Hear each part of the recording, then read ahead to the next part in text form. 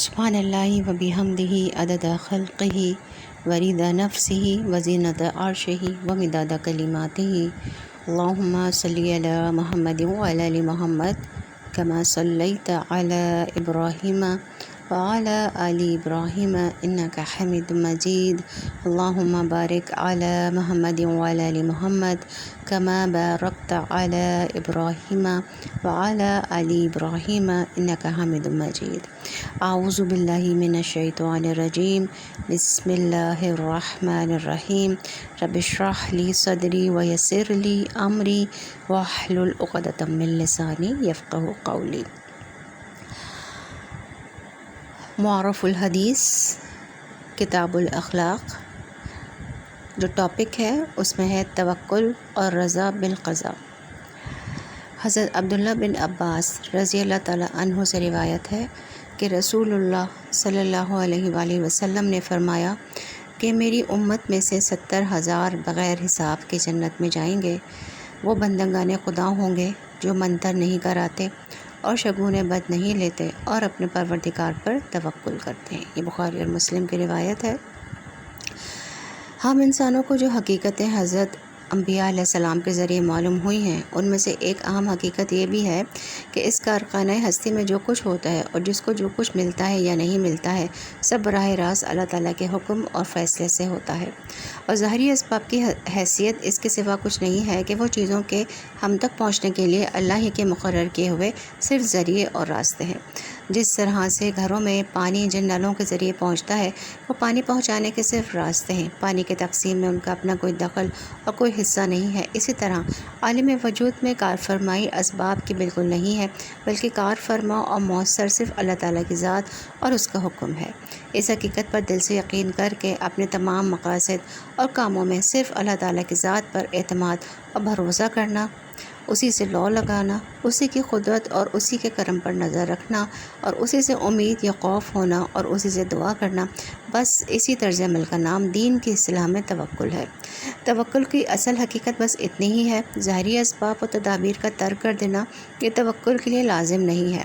حضرت انبیاء علیہ السلام، خاص کر سید الانبیاء صلی اللہ علیہ وآلہ وسلم اور آپ صلی اللہ علیہ وسلم کے صحابہ کرام اور ہر دور کے عارفین کاملین کا توکل یہی تھا۔ یہ سب حضرات اس کارخانہ ہستی کے اسبابی سلسلے کو اللہ تعالیٰ کے امر و حکم کے ماتحت اور اس کی حکمت کا تقاضا جانتے ہوئے عام حالات میں اسباب کا بھی استعمال کرتے تھے، لیکن دل کا اعتماد اور بھروسہ صرف اللہ ہی کے حکم پر ہوتا تھا۔ اور جیسا کہ عرض کیا گیا کہ وہ اسباب کو پانی کے نلوں کی طرح صرف ایک ذریعہ ہی جانتے تھے، اور اسی واسطے وہ ان اسباب کے استعمال میں بھی اللہ تعالیٰ کی رضا اور اس کے احکام کی تعمیل کا پورا لحاظ رکھتے تھے۔ نیز یہ بھی یقین رکھتے تھے کہ اللہ تعالیٰ کی قدرت ان اسباب کی پابند نہیں ہے، اور وہ اگر چاہتے تو ان کے بغیر بھی سب کچھ کر سکتا ہے۔ وہ اللہ تعالیٰ کی اس قدرت کا مشاہدہ اور تجربہ بھی کیا کرتے۔ الغرض ترک اسباب نہ توکل کی حقیقت میں داخل ہے اور نہ ہی اس کے لیے شرط ہے۔ ہاں، اگر غلبہ حال سے اللہ کا کوئی صاحب یقین بندہ ترک اسباب کر دے تو قابل اعتراض بھی نہیں، بلکہ ان کے حق میں یہی کمال ہی ہوگا۔ اسی طرح اگر اسباب سے دل کا تعلق توڑنے کے لیے اور بجائے اسباب کے اللہ پر یقین پیدا کرنے کے لیے یا دوسروں کو اس کا مشاہدہ اور تجربہ کرانے کے لیے کوئی بندہ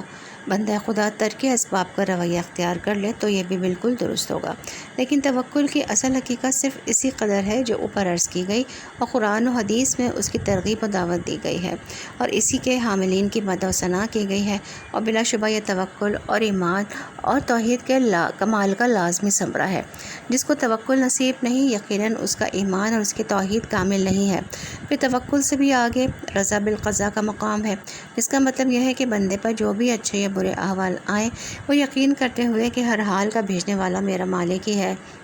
اسی کے حکم اور فیصلے پر دل سے راضی اور شاد رہے، اور راحت و عافیت کے دنوں کی طرح تکلیف اور مصیبت کی گھڑیوں میں بھی اس کے خدا آشنا دل کی صدا یہی ہو کہ ہر چے از دوست میرست نیکوست۔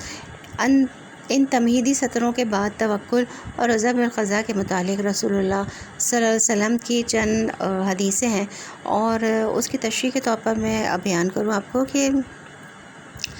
ان احادیث کا مطلب صحیح طور پر سمجھنے کے لیے پہلے یہ جان لینا چاہیے کہ رسول اللہ صلی اللہ علیہ وسلم جس وقت مبعوث ہوئے اس وقت اہل عرب میں دوسری بہت سی چھوٹی بڑی قابل اصلاح برائیوں کے علاوہ یہ 2 برائیاں بھی عام طور پر رائج تھیں، یعنی کہ منتر کرانا اور دوسرا جو ہے بدشگونی لینا۔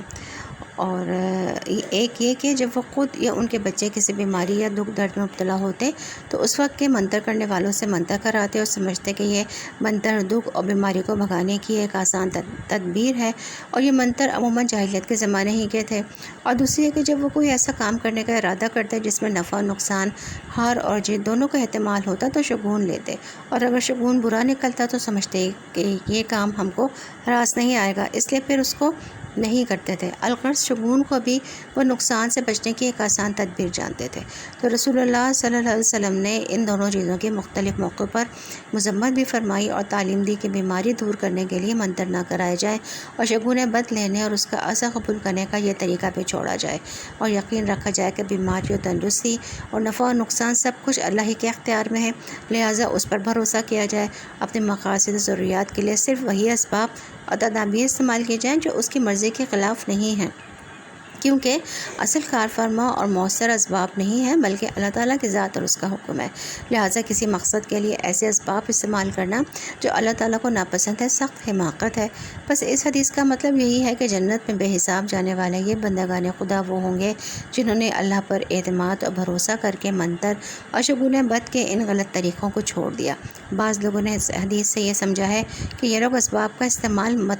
مطلقاً ترک کر کے توکل کرنے والے ہوں گے، لیکن یہ صحیح نہیں ہے۔ اگر یہ مقصد ہوتا تو رسول اللہ صلی اللہ علیہ وسلم اس کی صراحت فرماتے۔ اس موقع پر اسباب میں سے صرف انہی 2 چیزوں منتر اور شگون بد کے ذکر کرنے سے جو کہ شریعت میں خود ہی ممنوع ہے، صاف معلوم ہوتا ہے کہ حدیث کا مطلب یہی ہے کہ یہ بندے وہ ہوں گے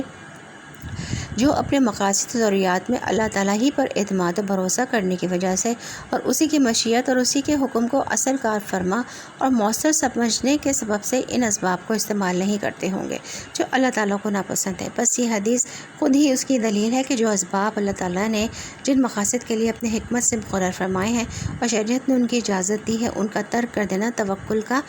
مقتضی نہیں ہے، بلکہ صرف ان اسباب اور تدابیر کا ترک کرنا توکل کا اقتضا ہے جو اللہ تعالیٰ کو ناپسند ہے اور شریعت نے جن کو غلط قرار دیا ہے۔ البتہ توکل کے لیے ضروری ہے کہ اسباب کو بس ایک راستہ اور اللہ کی حکمت کا پردہ سمجھے اور دل کا تعلق بس اللہ ہی سے ہو، اور یہی چیز متوکل اور غیر متوکل کے طرز عمل میں ایک محسوس فرق بھی پیدا کر دیتی ہے۔ اس حدیث میں جنت میں بے حساب داخل ہونے والے رسول اللہ صلی اللہ علیہ وسلم کے امتیوں کی تعداد 70,000 بتلائی گئی ہے، اور یہ تعداد صرف ان کی ہے کہ جو اس فضیلت کے درجہ اول میں مستحق ہوں گے، ورنہ ایک دوسری حدیث میں یہ اضافہ بھی آیا ہے کہ ان میں سے ہر ایک کے ساتھ 70,000 اور بھی بے حساب ہی جنت میں داخل کیے جائیں گے۔ علاوہ ازیں یہ بات کئی دفعہ ذکر کی جا چکی ہے کہ عربی زبان اور محاورات میں یہ عدد صرف کثرت اور غیر معمولی بہتات کے اظہار کے لیے بھی استعمال کیا جاتا ہے، اور اس حدیث میں بھی غالباً ایسا ہی ہے، واللہ عالم۔ یہ حدیث صرف ایک پیشگوئی اور عاقبت پیش آنے والے ایک واقعے کی صرف خبر ہی نہیں ہے، بلکہ حدیث کا اصل منشا یہ ہے کہ آپ کے جن امتیوں کو یہ حدیث پہنچے وہ اپنی زندگی کو توکل والی زندگی بنانے کی کوشش کریں تاکہ اللہ تعالیٰ کے فضل سے جنت میں بے حساب داخل ہونے والوں کی فہرست میں ان کا نام بھی چڑھ جائے۔ وآخر دعوانا ان الحمد للہ رب العالمین۔ الصلاۃ والسلام علی رسول الکریم۔ سبحان ربک رب العزت عما یصفون وسلام علی المرسلین والحمد للہ رب العالمین۔ السلام علیکم ورحمۃ اللہ وبرکاتہ۔